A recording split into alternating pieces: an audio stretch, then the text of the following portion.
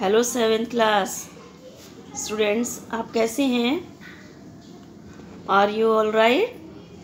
Okay बच्चों, आप पढ़ रहे हैं चैप्टर ज्योग्राफी का inside our earth, second chapter.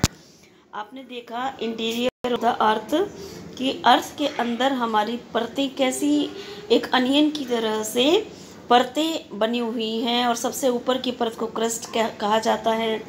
फिर lithosphere, mental, core mantle, boundary, outer core, inner core, ये सब आप पढ़ चुके हैं। थोड़ा आज रिवाइज कर लीजिए, है ना। आपने देखा कि समुद्र के अंदर का जो पार्ट है वो ओशेंटिक क्रस्ट कहलाता है, एंड जो पृथ्वी के अंदर का जो अंदर क्रस्ट पार्ट है लिथोस्फीयर वाला, वो कॉन्टिनेंट क्रस्ट कहलाता है ना। ऊपर की जो परत है सियाल और सीमा बोला जाता है इनको, जो क्रस्ट का जो पार्ट होता है ऊपर का।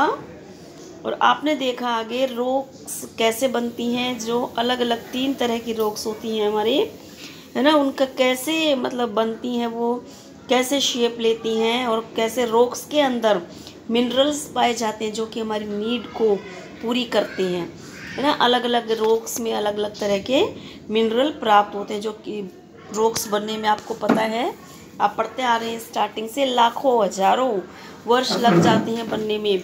सबसे फर्स्ट रॉक बच्चों आपने पढ़ी इग्नियस रॉक, जो कि लावा, जो ज्वालामुखी से लावा फूटता है और लावे के द्वारा जो ज्वलनशील पदार्थ पृथ्वी पर जमा हो जाता है ना, उसके ऊपर बारिश और धूप हवा जो लग के लाखों हजारों वर्षों में जो चट्टान बनती है उसको इग्नियस रॉक कहा जाता है, जो कि काफ़ी मिनरल्स का सोर्स है।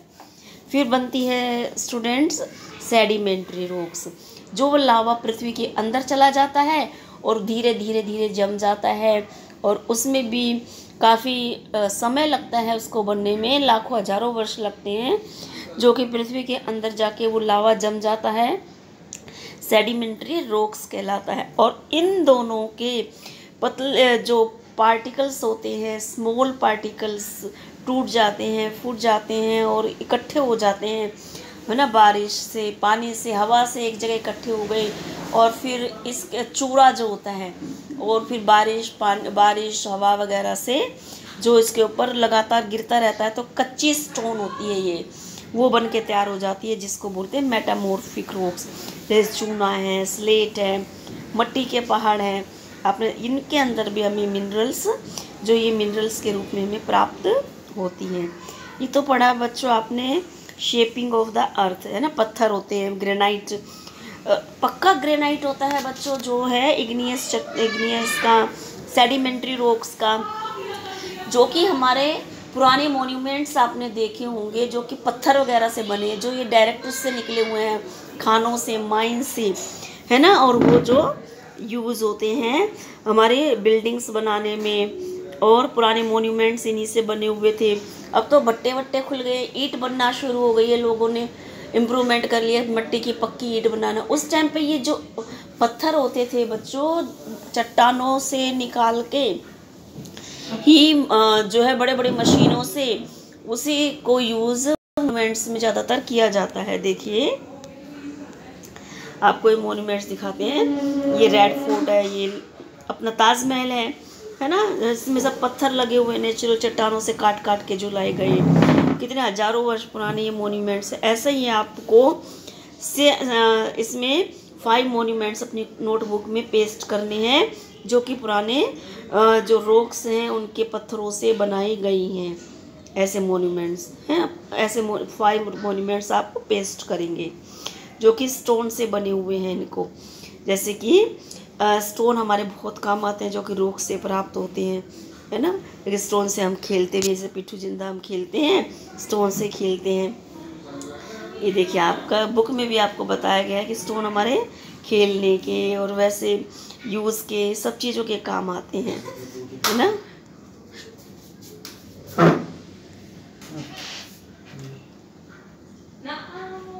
ये हमारा एक चार्ट दिया गया है स्टूडेंट्स, जो रॉक बनने का।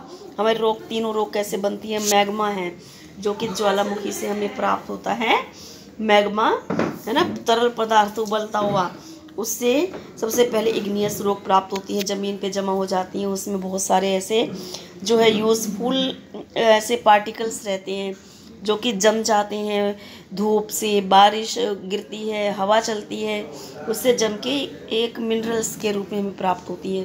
फिर वही मैग्मा पृथ्वी के अंदर जाके जम जाता है, जो कि सेडिमेंट्री रॉक्स कहलाती है, सेडिमेंट्स के रूप में, है ना, तत्वों के रूप में अंदर जम जाता है। रॉक साइकिल है। फिर और वही उसी के कुछ पार्टिकल्स इग्नियस रॉक के, सेडिमेंट्री रॉक्स के मेटामॉर्फिक रॉक्स बनाते हैं। ये हमारा रॉक बनाने का चार्ट है। ठीक है स्टूडेंट्स, ऐसे ही ये पिक्चर अगर आप पेस्ट कर सकें या बना सकें इसे, तो ये पिक्चर भी आप रॉक साइकिल स्टूडेंट अपनी कॉपी में बनाइएगा। ठीक है, अब आपने देखा इनसे हमें कैसे कैसे मिनरल्स प्राप्त होते हैं। और जो मिनरल हमें रॉक से प्राप्त होते हैं, जैसे पेट्रोलियम है, कोल है ना, पेट्रोलियम है, ये पेट्रोलियम, कोल, नेचुरल गैसेस और बहुत सारे मिनरल्स जो यूरेनियम, गोल्ड, ये सब, एल्यूमिनियम, फर्टिलाइजर्स होकर ये मशीन वगैरह जब जाती हैं, मेडिसिन्स वगैरह सब चीज़ें जो हमें ज़मीन से प्राप्त होती हैं रॉक के द्वारा, और ये हमारे डेली यूज़ में आती हैं, है ना। इनको एक्सट्रैक्ट करके फैक्ट्री वगैरह में ले जाया जाता है और वहाँ पर यूज़ के लिए इनको तैयार किया जाता है। तो बच्चों, आपने inside of the earth chapter पूरा कंप्लीट कर लिया है। ठीक है, आपको पूरा एक्सप्लेन हो गया। अब इसकी एक्सरसाइज स्टूडेंट्स में भर के भेजूँगी आपको और क्वेश्चन आंसर लिखवाऊँगी, वो अपनी कॉपी में लिखिएगा। ठीक है।